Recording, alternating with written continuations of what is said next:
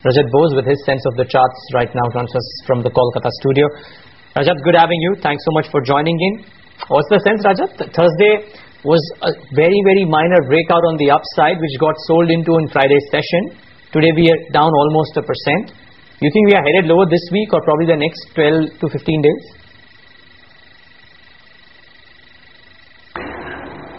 I have a feeling that unless we clear the resistance zone between say 53.19 and 53.36, in fact these two had been the levels that I had been mentioning over the last couple of weeks, that this is going to be a major stumbling block for the Nifty on the way up, and we had a top around say a little above 5,330.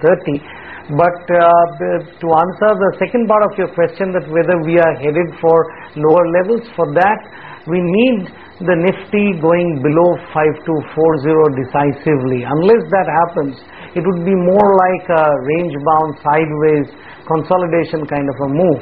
And of course, if the rupee tumbles in a big way and the FIIs start selling in excess of 1,000 crore on a particular day, then a lot of things can happen. But as of now, it appears as if that 5270 to about 5240 would be a good support area, whereas 5311 to about 5335 would be a good supply zone. So it's more like a range bound scenario, and Nifty generally shows that out of its constituents, some 20% tend to perform still in the green, and maybe 80% or say 70% perform in the red when days are negative. So it would be a mixed bag, and Nifty may not really be showing the kind of weakness that you might see some pockets. And those pockets, as you can find, maybe say pharma or IT, or there would be even banks for that matter. They are looking pretty weak today, barring maybe an ICICI bank.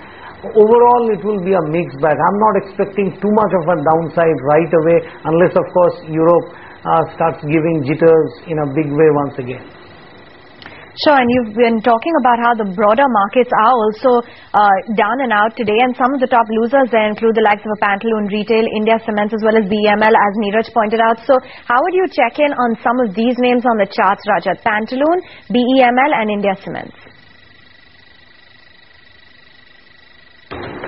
See, regarding Pantaloon Retail, it crossed its 200-day moving average, which was located just below say 190 kind of levels, and once again we see that this particular swing beyond the 200-day exponential moving average is not to be trusted so easily, because its momentum seems to be tapering off. But unless you see Pantaloon falling below even say 175 kind of a range, which is still say 4-5% away from the current levels, I would say that one needs to see how Pantaloon reacts to that support area.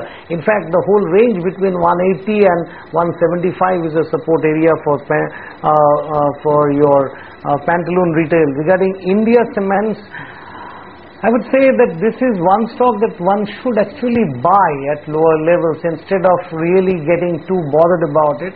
In fact, my feeling is that 80 to 85 is a good support area for India Cements. Unless it breaks down below 80 in a big way, even then 75 to 77 would be another good support area. So buy on dips should be your strategy for India Cements, and medium term target would be anywhere between 105 to about 115.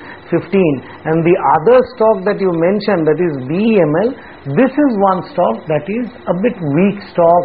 It was trying to form a bottom, maybe moved up a bit prematurely because the market seems to have been moving up then, but this can slide down once again to about 380, but not much below that.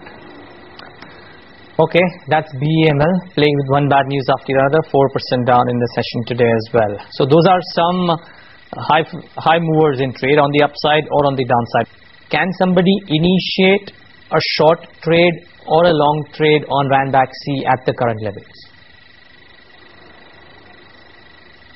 I would say, see, if you look at last Thursday and Friday, this stock actually suffered between say 500 and 513 to about 515 kind of a range. So put a stop loss above say 518 or so for any positional trade, and for a current trade, I mean, if you are actually taking a position right now, then your stop loss should be above 497, where a particular moving average is located. So you can still go short and expect levels of about say 484 to about 480 on the downside. But positional trade that I was about to recommend initially, I believe the risk reward ratio is not very favorable. So a quick say intraday or maybe an overnight trade is warranted, but not a positional short trade here. And this is not the time to go long. Time to go long would be anywhere between 485 and 475. Okay, and Rajat, what would you make of the two stocks that Megha flagged off, EIL and TVS Motor? More steam?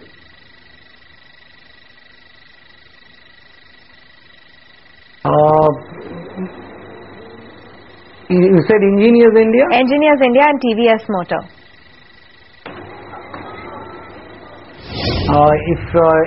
Regarding Engineers India, I would say that it needs to clear a resistance around 234.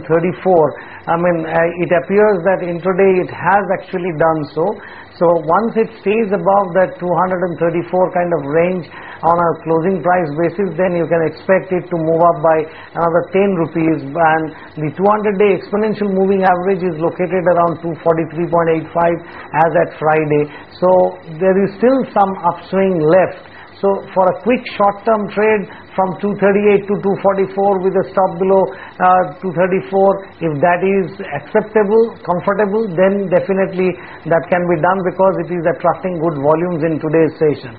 And regarding the two-wheeler stock that you just mentioned, TVS Motor, my suggestion is that use this not as a trading play but as an investment opportunity.